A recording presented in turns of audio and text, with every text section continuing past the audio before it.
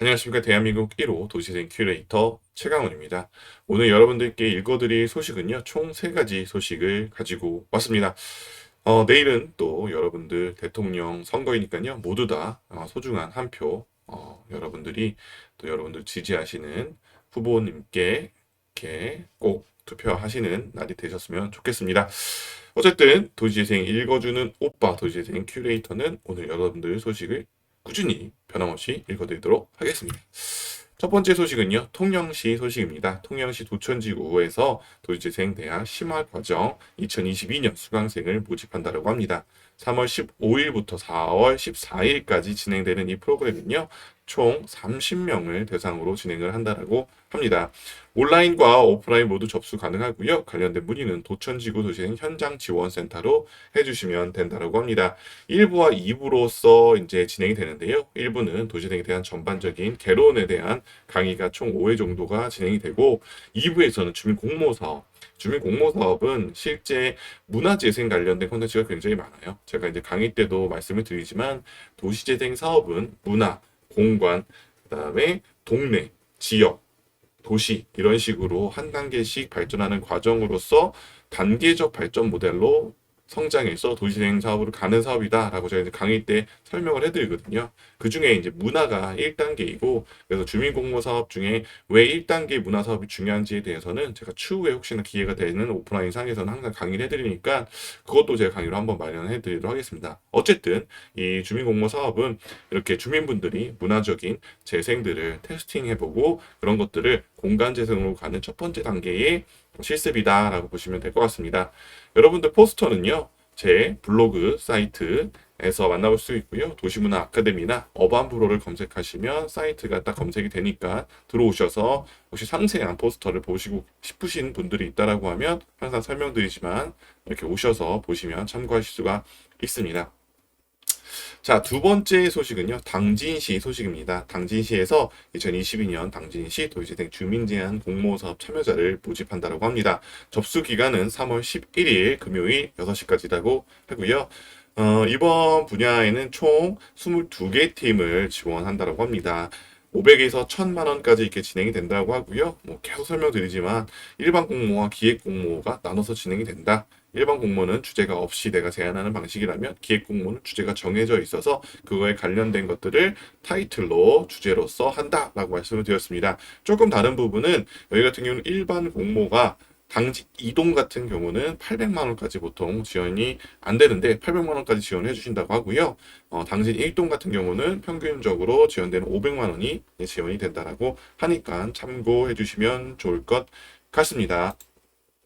마지막 세 번째 소식은요, 포천시 소식입니다. 포천시에서 2022년 영중동 도시재생 인정사업 도시재생대학 수강생을 모집한다라고 합니다.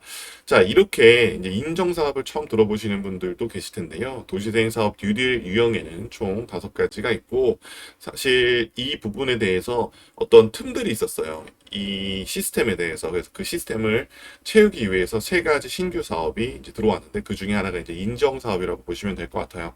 그래서 이 사업은 주민공모 사업의 다음 단계 버전 정도로 좀 이해하시면 조금 더 쉬우실 것 같고요. 이제 그걸 쓰기 위해서는 우리가 주민공모 사업으로 보통 기초 과정에서 테스팅해보고 실습해보고 그 다음에 이제 약간의 전문가의 영역으로 들어오셔서 이 부분들을 이제 인정 사업으로 써서 제출해서 국토부에서 예산 받아서 진행하는 프로그램이라고 보시면 될 것 같고요.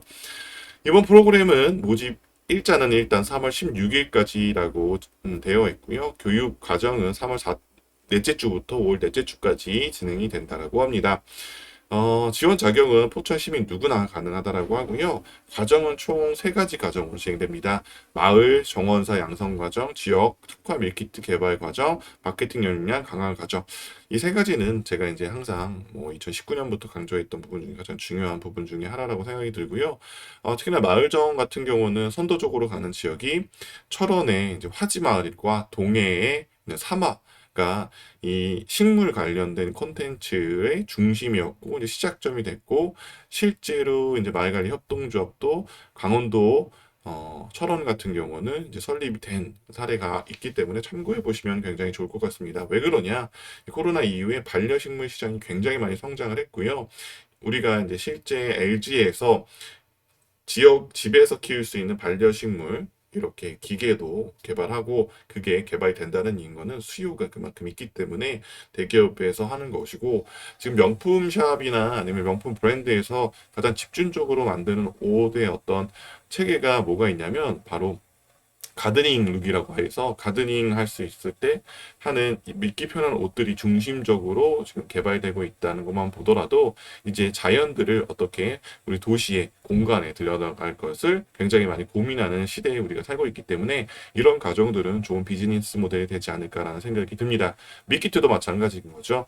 우리가 기존에는 코워킹 스페이스, 코 주방 해가지고 공유 주방 해서 그 공간에서 함께 만드는 것들이 진행이 되었으나 코로나가 터짐으로써 이제 같이 대면해서 먹는 게 제한적이기 때문에 이런 것들을 대면이 아닌 비즈니스 모델로 연결하다 보니까 밀키트로 성장한 것 같고요. 마케팅은 제가 도시대행 사업에 진행이 되면서 이제 지역도 도시대행 사업의 브랜드화 사업이 돼야 되고 이런 것들이 우리 지역 내에서 진행되는 것을 넘어서 실제로 브랜드화되고 알려져야지만이 지역의 어떤 경제적인 요소들이 단순하게 오프라인 공간의 제한적인 공간에는 넘어서 온라인 공간으로 확장됨으로써 수익 구조도 다양할 수 있다라고 말씀드렸던 부분이 있습니다. 어쨌든 이번 과정 굉장히 좋은 것 같고요. 많은 지역에서도 이런 과정들을 한번 참고해서 기존의 가정, 기본 가정에 대한 이해도 필요하지만 이렇게 변화에 따른 새로운 교육 커리큘럼을 짜는 것도 굉장히 중요하다라는 말씀을 드리면서 오늘 소식은 여기까지 하도록 하겠습니다. 자, 그러면은 여러분들 내일 선거 잘 하시고요. 모두들